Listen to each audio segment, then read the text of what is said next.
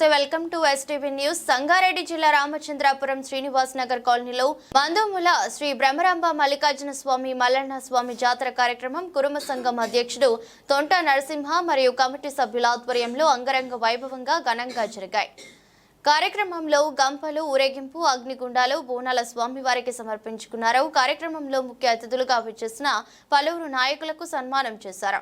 కార్యక్రమంలో కార్పొరేటర్ పుష్ప నాగేష్, మాజీ కార్పొరేటర్ తొంట అంజయ్య, నాయకులు, కుల సంఘం పెద్దలు, భక్తులు భారీ సంఖ్యలో పాల్గొన్నారు.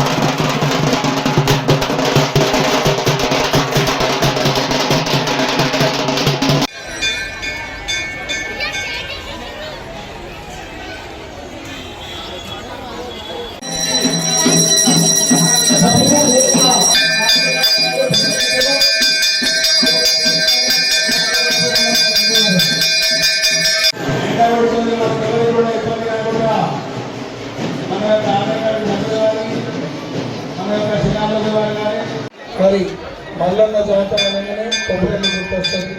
కొబ్బరిల్లు అంటే మల్లన్న జాతర.